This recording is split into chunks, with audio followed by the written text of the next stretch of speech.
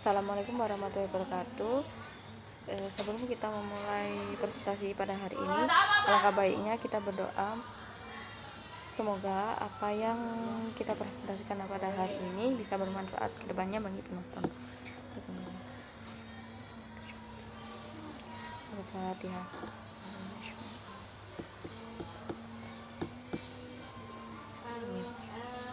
Sebelum itu, perkenalkan dulu, nama saya Mudimatul Ilma. Di sini kami akan mempresentasikan artikel studi fikih yang berjudul Fikih Hak Asasi Manusia dan Fikih Demokrasi serta Fikih Pemenuhan Hak Penyandang Disabilitas. Di sini saya sebagai moderator dan sebagai pemateri.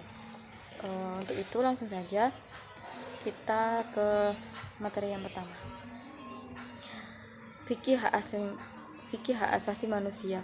Pada dasarnya, awal mula timbulnya hak asasi manusia ini dikarenakan adanya kesadaran terhadap harga diri, harkat dan martabat kemanusiaan. Kesadaran manusia tersebut muncul sebab adanya perilaku yang sewenang-wenang dari penguasa, perbudakan, penjajahan, ketidakadilan, kezaliman, dan sebagainya yang sedang melanda umat manusia pada umumnya. Perlu waktu berabad-abad untuk bisa membuat umat manusia untuk memiliki rasa pengakuan dan kesadaran terhadap hak asasinya secara menyeluruh. Selanjutnya saya akan menjelaskan tentang pengertian hak asasi manusia. Sampai saat ini belum ada definisi hak asasi manusia yang baku. Pengertian dan pengembangan hak tersebut akan berubah sesuai dengan dinamika dari manusia itu sendiri. Pada hakikatnya, hak asasi manusia ini membicarakan tentang hak-hak yang ada pada manusia sebagai makhluk hidup.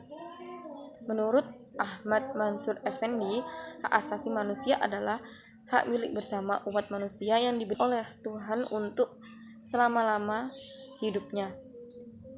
Menurut Darmodiharjo, hak asasi manusia adalah hak asasi manusia untuk dasar dan hak pokok yang membawa manusia semenjak lahir sebagai anugerah dari Tuhan Yang Maha Esa. Sedangkan menurut Sidney Hook, hak asasi manusia adalah tuntutan yang secara moral bisa dibenarkan agar seluruh manusia dapat menikmati dan melaksanakan kebebasan dasar harta benda dan pelayanan-pelayanan yang dipandang perlu untuk mencapai hakikat manusia. Berdasarkan definisi dari beberapa ahli di atas, dapat disimpulkan definisi hak asasi manusia adalah hak pokok yang dibawa manusia dari lahir sebagai anugerah dari Tuhan Yang Maha Esa kepada makhluknya. Materi selanjutnya akan disampaikan oleh rekan saya. Assalamualaikum warahmatullahi wabarakatuh. Perkenalkan, nama saya Siti Fatimah. Di sini saya akan melanjutkan materi yang telah dijelaskan oleh Mbak Ima, yakni tentang prinsip-prinsip HAM dalam Islam. Berdasarkan perspektif Islam, terdapat 5 konsep hak asasi manusia yang dikenal dengan Daruriyat al-Khams. Di antaranya yaitu yang pertama, hak perlindungan terhadap jiwa. Perlindungan terhadap jiwa merupakan hak yang tidak bisa ditawar. Dalam sistem hukum, metode dari hak hidup yakni melalui hukum kisos. Kehidupan merupakan sesuatu hal yang sangat penting serta tidak boleh dilanggar oleh siapapun. Oleh karena itu, barang siapa yang dengan sengaja melanggar kehidupan orang lain, maka yang bersangkutan mesti dihukum dengan hukuman yang setimpal, agar orang itu tidak mengulanginya kembali perbuatan yang sama pada waktu dan kesempatan yang akan datang. Kedua, hak perlindungan keyakinan. Agama Islam memberikan jaminan perlindungan kepada semua pemeluk agama untuk menjalankan agama sesuai dengan keyakinannya dan tidak memaksakan pemeluk agama lain untuk meninggalkan agamanya untuk memeluk agama Islam. Ketiga, hak perlindungan terhadap akal pikiran. Dalam agama Islam, manusia wajib memberikan akalnya karena akal mempunyai peranan yang sangat penting dalam kehidupannya. Untuk itu, akal wajib dilindungi dari berbagai hal yang dapat merusak fungsinya. Agama Islam secara tegas melarang manusia melakukan berbagai upaya yang dapat merusak akal, salah satunya dengan cara meminum minuman yang memabukkan. Keempat, hak perlindungan terhadap hak milik. Perlindungan ini diterjemahkan dalam hukum tentang keharaman mencuri dan hukuman yang keras terhadap pencuri hak milik yang dilindungi secara sah. Kalau diterjemahkan lebih luas, hak ini dapat dipahami sebagai hak bekerja atau memperoleh pendapatan yang layak, hak cipta, dan hak kekayaan intelektual. Kelima, hak berkeluarga atau hak memperoleh keturunan. Memelihara keturunan merupakan hal yang sangat urgent. Karenanya, Islam memberikan jaminan pemeliharaan keturunan bagi manusia dengan ketentuan yang sah menurut ajaran Islam, melalui perkawinan sebagai sarana untuk mendapatkan keturunan dan melarang melakukan perbuatan zina. 3. Macam-macam hak asasi manusia. Manusia dalam perspektif Islam, baik sebagai makhluk individu maupun sebagai makhluk sosial, mempunyai hak asasi pokok. Semata-mata diistimewakan memang karena manusia sebagai hamba Allah Subhanahu wa Ta'ala. Di antara hak-hak tersebut yaitu sebagai berikut. Yang pertama, hak hidup. Hak yang pertama kali diberikan oleh Islam adalah hak untuk hidup dan menghargai hidup manusia. Yang kedua, hak milik. Agama Islam memberikan jaminan keamanan terhadap pemilik harta benda. Hal ini berlaku bagi harta benda yang diperoleh dengan jalan yang halal menurut hukum yang berlaku ataupun tuntutan agama. Hak milik intinya mencakup hak untuk menikmati, mengkonsumsi, investasi, mentransfer harta, serta perlindungan untuk menempati suatu tanah. Ketiga, hak perlindungan kehormatan. Hak lain yang diberikan Islam kepada manusia adalah perlindungan kehormatan. Kaum muslimin dilarang untuk saling menyerang kehormatan orang lain dengan cara apapun tanpa terkecuali. Tidak ada perbedaan dan diskriminasi antara si miskin dan si kaya. Kaum muslimin terikat untuk menjaga kehormatan orang lain. Orang yang mengganggu kehormatan orang lain dapat dihukum setelah terbukti kesalahannya. Keempat, hak keamanan dan kesucian kehidupan pribadi. Islam mengakui adanya hak keluasan hidup pribadi setiap orang. Islam pun melarang orang lain ikut campur tangan dan melanggar batas secara tidak wajar atas kehidupan pribadi seseorang. Kelima, hak keamanan dan kemerdekaan pribadi. Agama Islam menegaskan bahwa tidak ada seorang pun yang dapat dipenjarakan kecuali dia telah dinyatakan oleh sebuah pengadilan hukum terbuka. Tidak ada seorang pun yang dapat ditahan tanpa melalui proses hukum yang telah ditentukan. Keenam, persamaan hak dalam hukum. Islam menekankan persamaan seluruh umat manusia di mata Allah Subhanahu wa Ta'ala. Hanya Dialah yang menciptakan manusia dari asal yang sama. Masalah kemuliaan manusia yang berkenaan dengan asal mula manusia, kembali ditekankan bahwa Islam tidak mengakui adanya hak istimewa yang berdasarkan keturunan, ras, dan kebangsaan. Kemuliaan itu terletak pada awal kebajikan.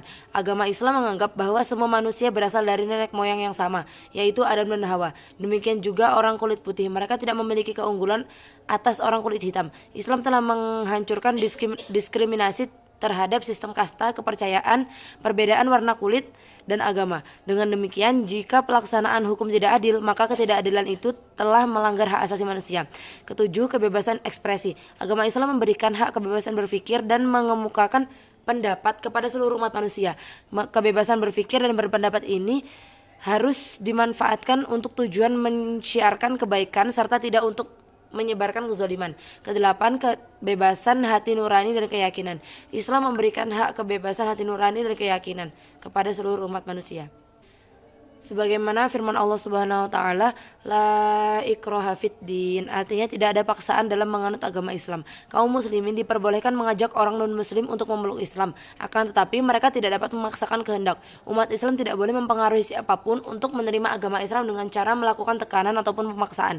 Islam tidak hanya melarang penggunaan kekerasan dan paksaan dalam masalah keyakinan agama, tetapi juga melarang penggunaan bahasa yang kasar terhadap agama.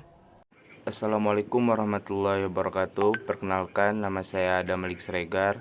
Saya ingin melanjutkan apa yang telah disampaikan oleh teman saya.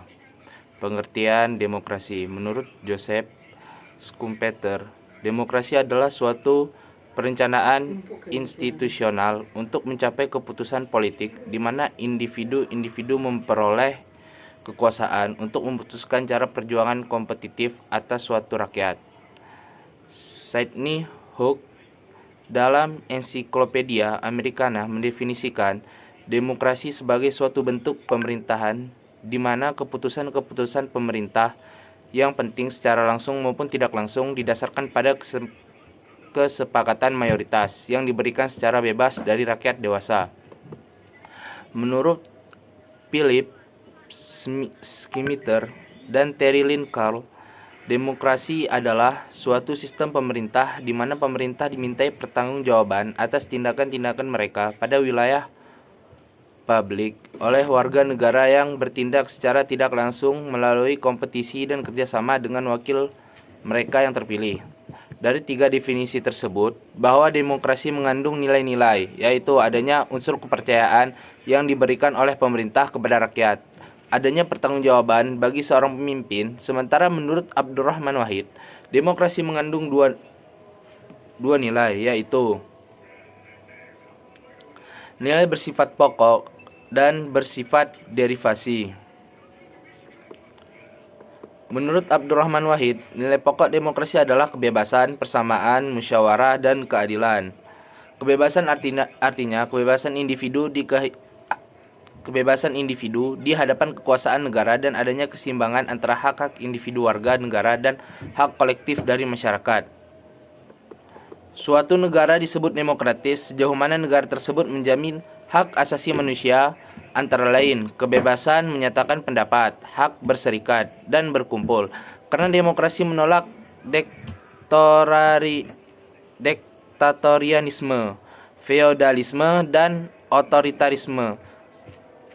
Dalam negara demokrasi, hubungan antara penguasa dan rakyat bukanlah hubungan kekuasaan, melainkan berdasarkan hukum yang menjunjung tinggi hak asasi manusia. Pokok-pokok demokrasi dalam Islam. Jika diperhatikan, agama berbeda dengan demokrasi. Agama berasal dari wahyu, sedangkan demokrasi berasal dari kumpulan pemikiran manusia. Dengan demikian, tidak ada halangan bagi agama untuk berdampingan dengan demokrasi. Terdapat pokok-pokok demokrasinya.